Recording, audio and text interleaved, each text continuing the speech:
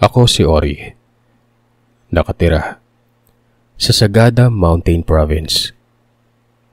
Sa panahon ngayon, kilala ang lugar na ito bilang pasyalan ng mga turista. Taga-ibang bansa man o lokal na turista.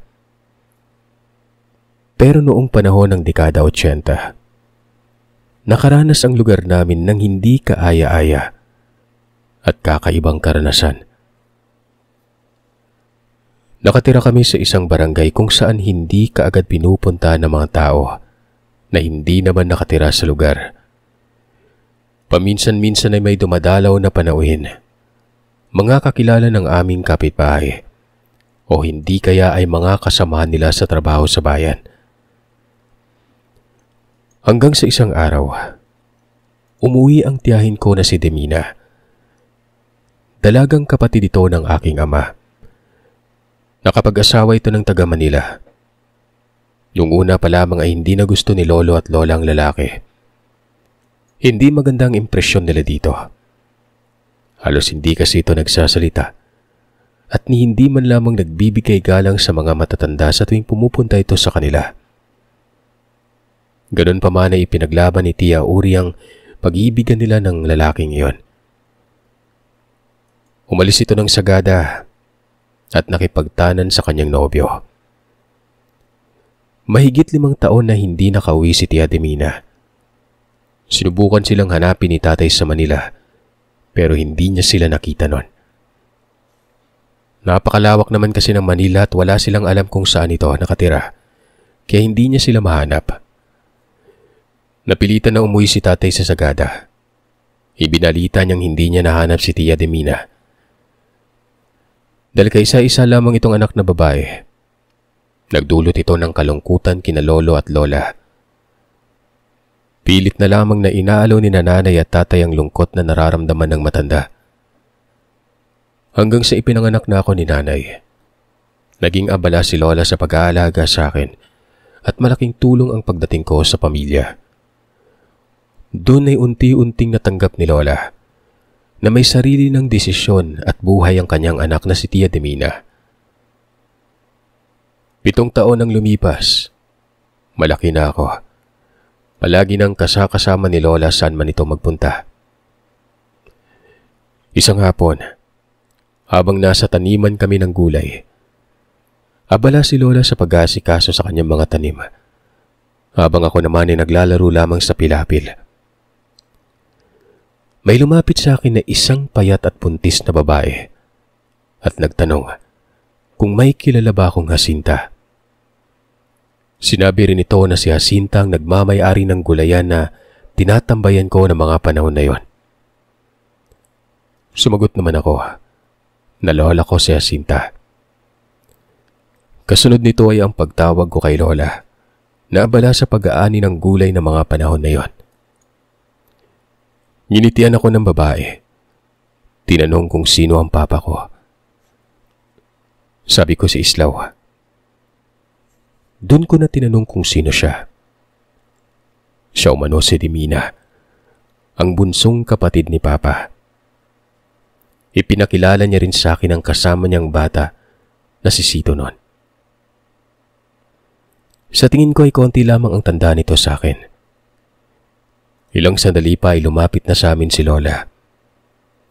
Tinitingnan niyang maigi kung sino ang mga kasama ko sa pilapil. Sumigaw ako ng, "Lola, siya daw po si Tia Demina at ito po yung anak niya si Sito." Mabilis na lumapit sa amin si lola at kaagad na niyakap ang matagal niyang nawalay na anak. Nagkaiyakan sa gulayan ng hapon na yon. Nagkataon pang dumating si papa at mama. At ng mga sandaling yon ay muling nabuo ang aming pamilya. Ganun pa man, nagtataka sina papa at lola kung bakit napakapayat ni Tia noon. Ang dating dalaga na may magandang muka, makinis na balat at magandang katawan. Tila ba kasing tanda na ni lola. Payat na, buntis pa.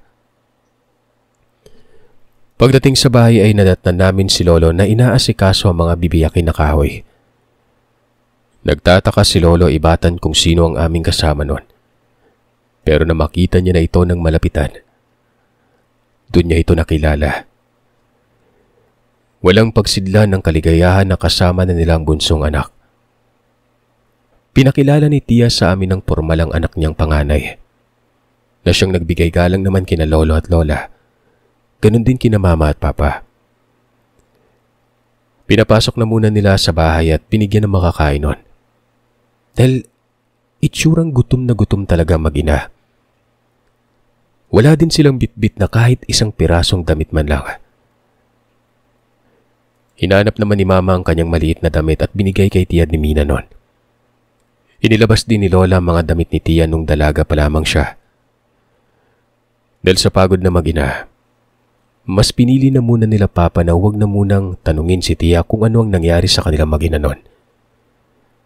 Maging sa pagkain nila ng kanin at ng simpleng tinolang isda, ay napakarami ng nakain ng noon ay mahiyain kong pinsan na si Sito.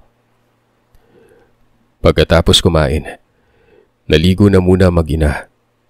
At habang nagpapahinga ay hindi na namin namalaya na nakatulog na silang dalawa sa upuan. Nakita ko naman si Lola na umiiyak habang tinitingnan ng anak. Maikli ang manggas ng damit na suot nito. Kaya nakita namin ang braso niyang maraming pasa at may sunog pa ng sigarilyo. Sumigaw si Papa habang nagmumura. Habang si Lolo ay umiiyak rin na pinapanood lamang ang natutulog kong tiyahin. Ma, ano pong nangyari kay Tia at Kuya Sito?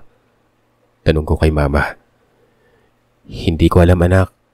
Hintayin na lang natin na magising ang Tia di Mina mo at ang pinsan mo. Tumangula lamang ako at naawa na tinitingnan ng tiyahin ko na noon ay maumbok na ang kanyang tiyan.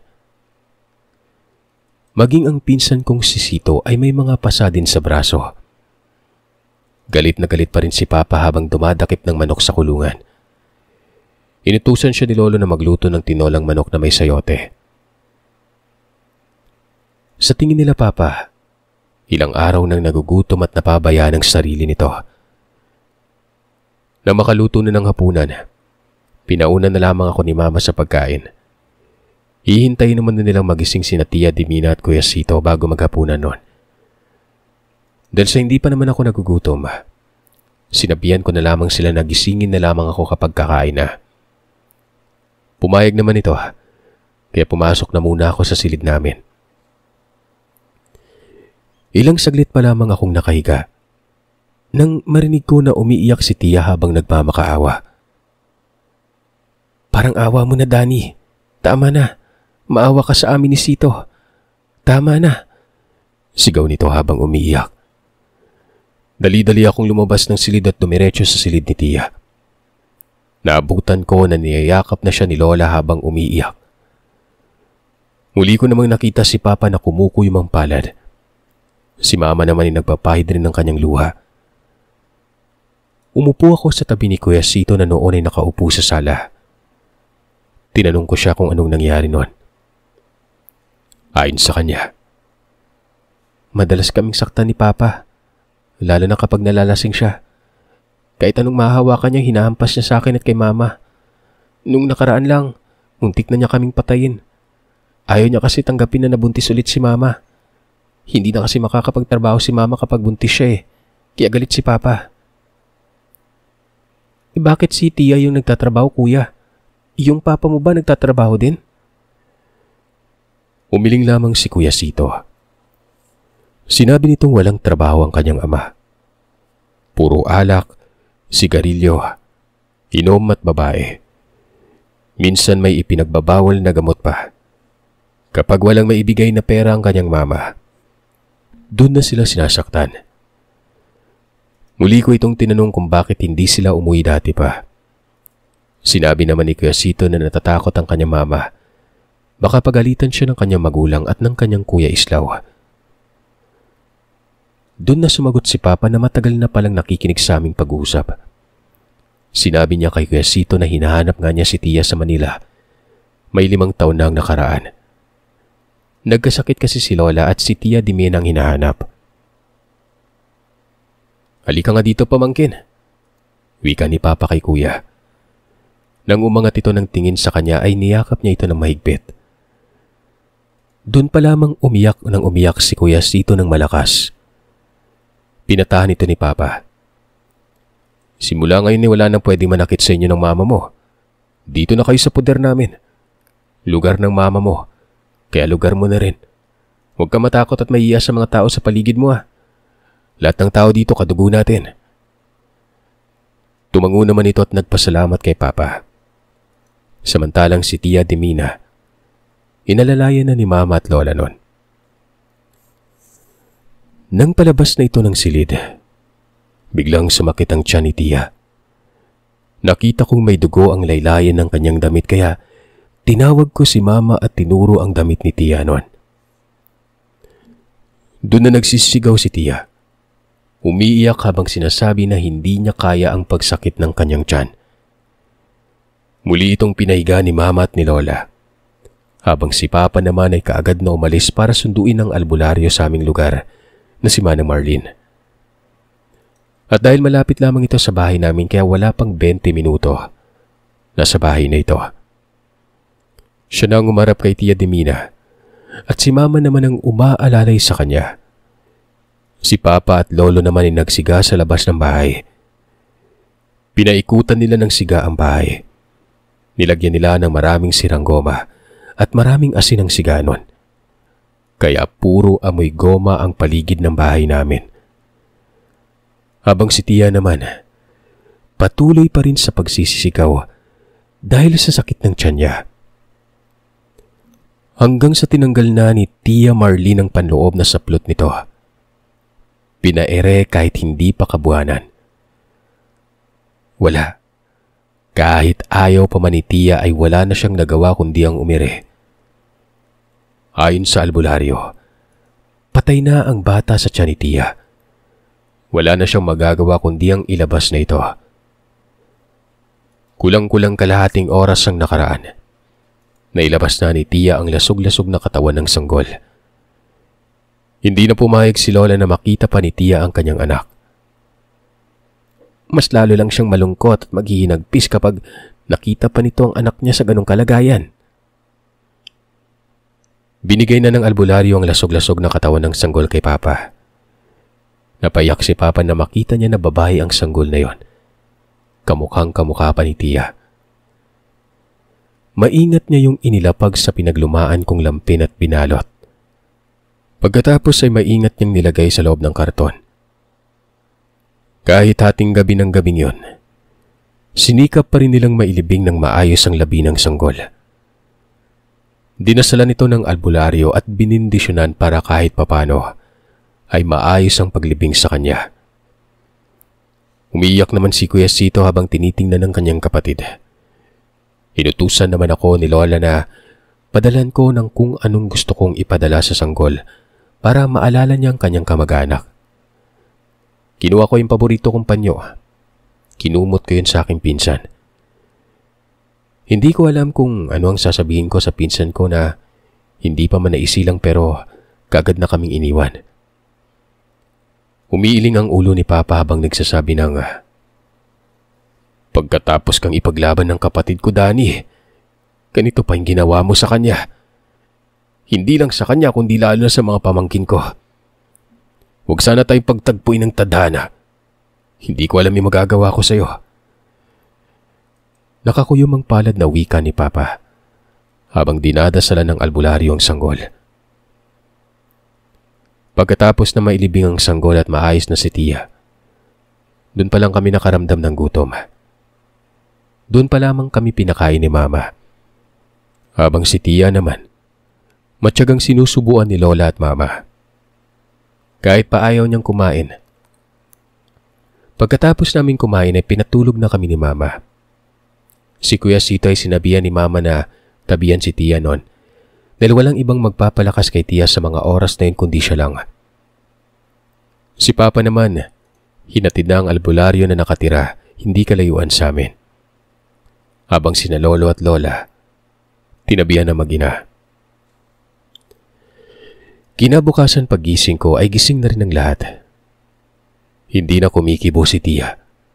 Palagi lamang itong nakatulala. Pero palagi naman siyang kinakausap nila Mama at Papa. Kahit papano, nagsasalita naman ito. Ilang araw at linggo ang nakalipas. Akala namin ay tuluyan nang naging maayos si Tia. Naging madaldal na kasi ito at paminsan-minsan ay ngumingiti na rin. Bumukas ang eskwela. Pina-enroll kami ni Papa. Magkasama kami ni Kuya Sito. Si Tia naman ay nagpaalam na luluwas ng Manila. Ang katwiran ay kukunin niya ang rehistro ng kapanganakan ni Kuya Sito kaya pumayag naman sina Lola nun. Nagsabi si Mama na gusto niyang sumama at doon na rin sila mamili ng mga gamit namin ni Kuya sa eskwela. Pumayag naman itong si Tia nun. Dahil malayo ang Manila, kinailangan nilang manatili doon ng isang gabi. Nagpasya si Mama na umuko pa na lamang ng silid tulugan para sa kanilang dalawa ni Tia. Pumayag naman si Tia sa lahat ng suwestyon ni Mama. Kinabukasan, magagabi na nang nakauwi sila ni Tia. Masaya naman ang mga ito na nag-uusap. Dala na nila ang aming mga gamit ni Kuya Sito sa may eskwela. Doon ko unang nakita na kumislap ang mata ni Kuya Sito sa tuwa nang makita niya ang bago naming kagamitan sa eskwela. Si Tia naman ay pinakita kay Kuya Sito ang mga gamit niya na kinuha sa dati nilang tahanan. Kasama ng mga gamit ay nakita ko ang larawan ng lalaki na kahawig ni Kuya Sito noon. Nakakbay ito sa isang babae na hindi naman si Tia Dimina. Tinanong ko si Kuya Sito kung sino ang babae na yon. Yun daw ang babae ng kanyang ama.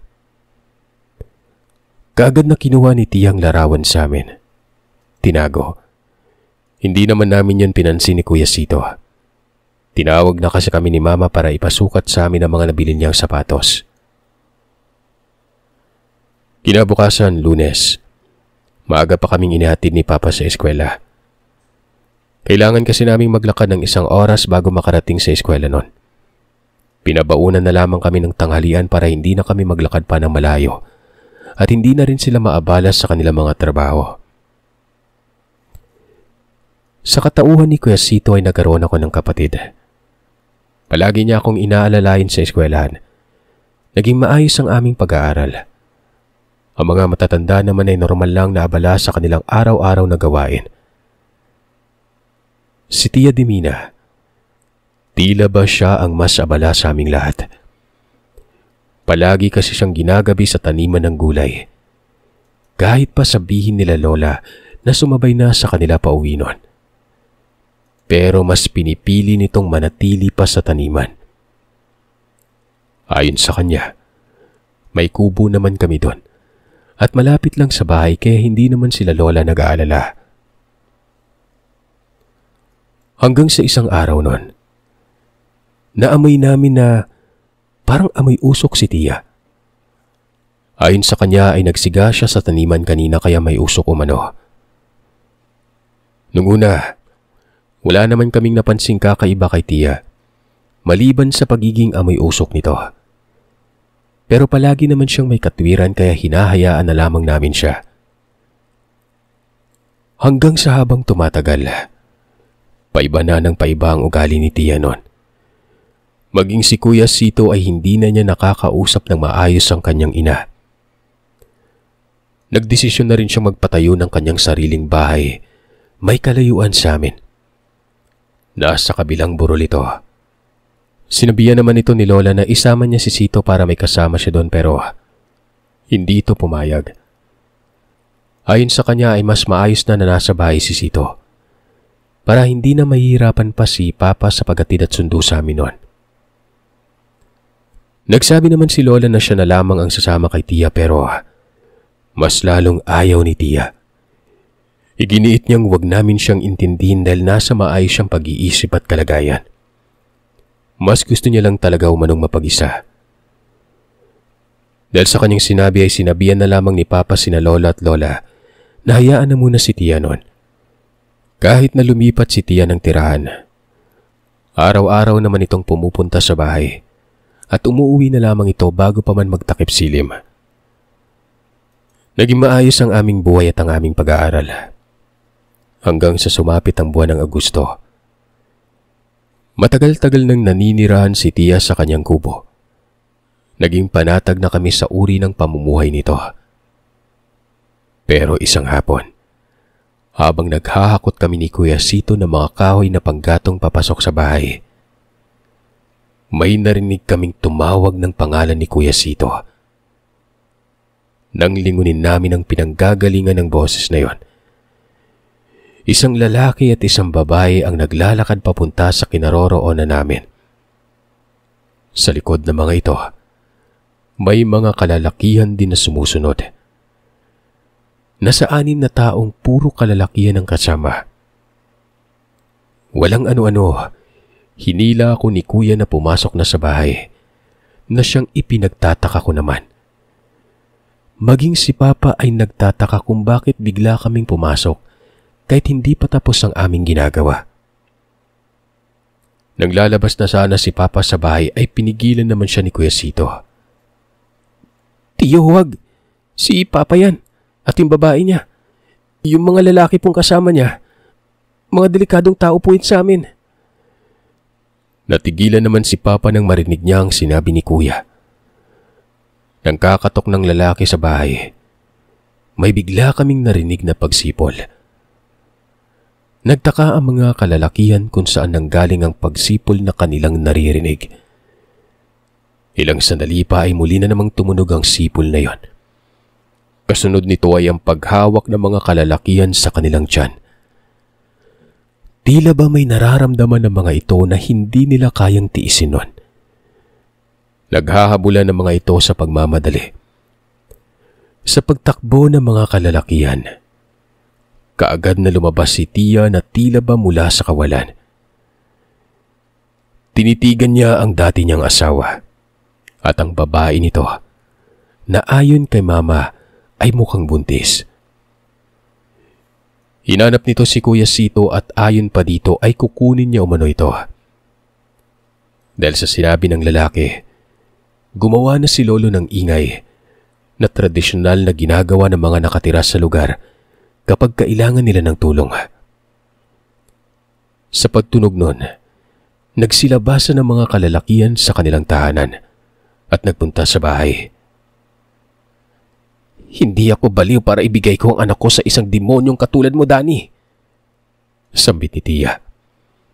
Bakas sa mga mata ni Tia ang galit na nakakatakot. Pagdating ng mga kalalakihan sa bahay, doon pa lamang dahan-dahang umalis si Danny kasama ang babae. Si Tia naman ay bumalik na sa kanyang kubo. Sinabihan ito ni Papa na kumain na muna bago umuwi pero nagsabi lang ito na babalik na lamang siya mamaya. Hinayaan na lamang ito ni Papa. Pinuri niya pa ang kapatid niya dahil hindi na niya ito nakita muling umiyak. Pero si Kuya Sito nun, balisa. Nagmamakaawa kay Papa na wag siyang ibigay sa mampanakit niyang ama. "Dito ka lang sa amin, Sito. Hindi ka makukuha dito ng ama mo." Sagot naman sa kanya ni Papa na siyang nagpanatag naman sa kalooban ng pinsan ko. Hindi namin alam kung nakabalik ba si Tia sa bahay ng gabing yon. Maaga akong nakatulog dahil sa pagod. Kinabukasan, hindi na muna kami ni Papa pinapasok sa eskwela. Ganun pa man, naroon na si Tia sa bahay nang magising ako. Wala naman itong ginagawa kaya umupo ako sa kanyang tabi. Ganun na lang ang pagtataka ko ng ang dating amoy usok na si Tia Demina. Ngayon ay may halo na ring langis na mabaho. Tumingin ako kay Tia para magtanong sana kung anong klaseng langis ang pinanghaplos niya. Pero hindi ko na natuloy yon dahil natakot ako sa itsura niya. "Huwag ka matakot sa akin, Ori. Hindi ako masamang nilalang. Bibigyan ko lang ng leksyon ang taong naging dahilan ng miserable naming buhay mag-ina." Wika ni Tia noon. Tumango na lamang ako sa sinabi niya. Sinabi din ito sa akin na muling babalik ang ama ni Kuya Sito. Hindi para manggulo, kundi para magmakaawa na sa kanilang mag-ina. Hindi ko naman pinaniniwalaan kagad ang sinabi ni Tia. Inisip ko na lamang na baka kung ano-ano na ang pumapasok sa isipan ng tiyahin ko.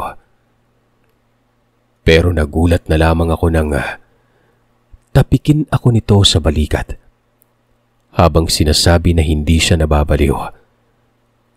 Hintayin na lamang namin ang pagdating ng araw na yon. Tumango na lamang ako sa sinabi nito at tumuloy na lamang sa kusina para tulungan si Kuya Sito na maghanda ng lamesa.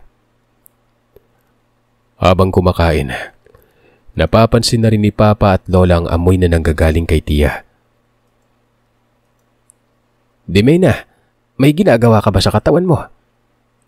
tanong ni Lola. Umiling itong si Tia. Naglagay lamang umano siya ng langis sa kanyang buhok. "Napansin ko na naging buhagag ng buhok ko, Ma. Kaya naglagay ako ng langis." Naging maayos ang umaga na yon para sa aming pamilya. Nagpaalam kami ni Kuya Sito na pupunta na muna sa taniman ng gulay. Pagdating doon, nadatnan namin ang mga kabataan na nag-aani ng aming mga pananim. Sinaway namin ang mga ito. Pero imbis na humingi ng tawad, nagalit ang mga ito. Sinaktan kaming dalawa ni Kuya na sila na ngang gumawa ng mali nun.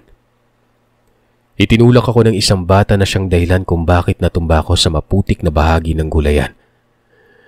Na makita yun ni Kuya Sito, sinugod niya ang bata pero sa hindi malamang dahilan, napakalakas ng batang yon.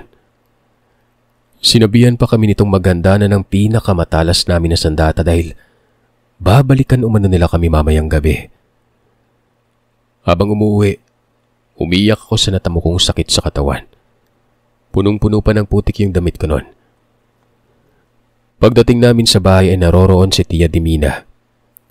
Nagulat ito nang makita ang sitwasyon namin ni Kuya. Muli kong nakita ang galit ng nakakatakot sa mata ni Tia Dimina. Siya na rin mismo ang naglinis sa amin ni Kuya Sito noon, na tila ba may inaamoy ito sa aming katawan. Pagkatapos niyang gawin yon ay ngumisi ito ng makahulugan, na tila ba may ibig ipahiwatig ito. Mariin niya kaming binilinan na wag na munang gumala ng araw na yon. Manatili na lamang kami sa bahay. Tinanong ko naman ito kung paano na lamang ang aming pag-aaral. Sinabi naman ito na pwede naman kami mag-aral basta ba wag kaming lumapit sa mga kabataang nanakit sa amin sa gulayan. Tumango na lamang kami sa sinabi nito. Nanahimik na lamang sa gabi sa bahay. Kinagabihan, sinumbong ko kay Papa kung anong nangyari sa amin sa gulayan. Nagulat naman ito nang malaman niya kung anong nangyari. Sinabi rin ito, nakilala niya ang angkan ng mga kabataang yon. Kakausapin na lamang niya umano kinabukasan ng mga magulang ng kabataang nanakit sa amin. Pero habang nakahiga na kami, para makapagpahinga na ng gabing yon, may narinig akong paghuni na pamilyar sa pandinig ko. Ganito rin ang huni na narinig ko nung nakarang gabi na sinugod kami ng asawa ni Tia Dimina. Ilang beses kong narinig ang paghuni kaya ginising ko si Mama at tinanong kung ano ang mga paghuni na yon. Pero sinabihan na lamang ako nito na wala yon. Matulog na ako. Pinikit ko na ang aking mga mata. Pero muli na naman akong namulat nang makarinig ako ng sigawan. May kalayuan ito sa bahay namin. Muli kong ginising si Mama. Pero ayon sa kanya ay wala naman siyang naririnig. Si Papa na lamang ang ginising ko. Pero gayon pa rin ang sinabi niya. Wala din siyang naririnig nun. Pilit kong ipinikit ang aking mga mata. Kinabukasan maaga pa lang, nagising na ako para mag-ayos sa pagpasok sa eskwela. Pero hindi pa man kami nakakalayo sa bahay. Pinabalik na kami ni Mama at Tia Dimina nun. Ayon sa kanila ay kailangan naming lumipat ng tirahan dahil hindi maganda ang aming kalagayan sa mga panahon na ito. Wala kaming nagawa ni Kuya Sito kundi ang bumalik na lamang sa bahay. Bago pa man sumapit ang dapit hapon ng araw na yon, may nakita kaming ilang matatanda na umiikot sa aming bahay nun. Tila ba nagmamanman ng mga ito. Gusto sanang lapitan ni Papa ang mga yon pero nakapagtatakang hindi siya nito naririnig o nakikita man lang. Hanggang sa gumabi na, hindi kami pinayagan ni Tia Dimina na magsindi ng ilaw. Kahit pa nagmula lamang yun sa lampara, kaya wala kaming nagawa kundi ang manahimik na lamang.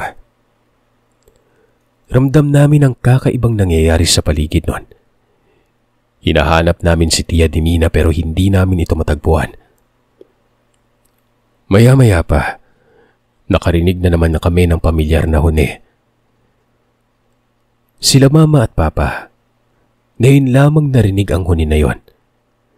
Pero sina Lolo at Lola, tila ba kilala nila ang uri ng paghuni.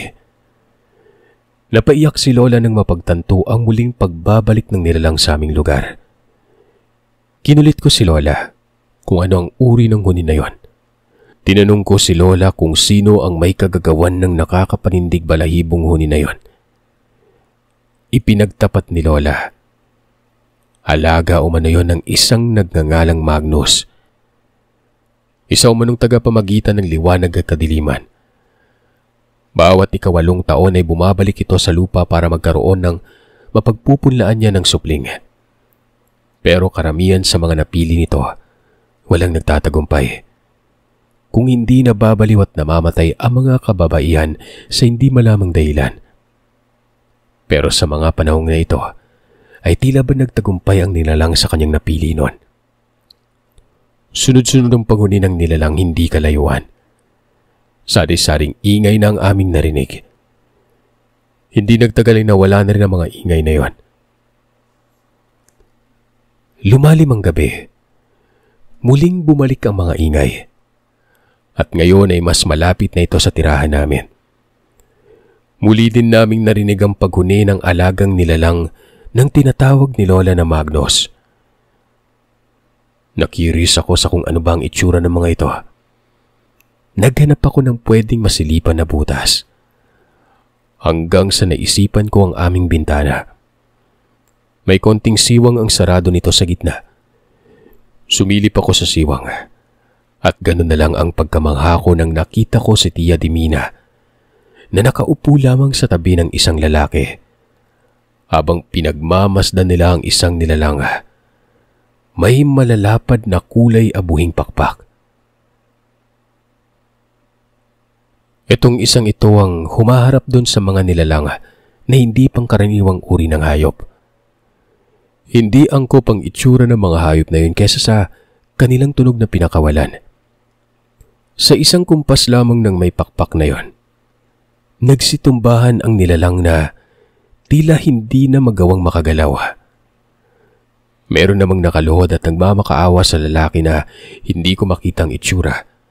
Gawa ng nakatalikod ito mula sa aking pinagsisilipan. Hanggang sa nagsitakbuhan ng mga nilalang na ayon kay Lola, mga aswang. At si Tia Dimina naman ay inalalayan na ng lalaki para makatayo nun. Kasabay ng pagkawala ni Tita Dimina at ng lalaki, bigla na lamang binalot ng kadiliman ng paligid. Kinabukasan, maaga pa lang ay nasa bahay na si Tia Dimina. Formal itong nagpaalam sa aming lahat na mawawala na muna siya sa madaling panahon.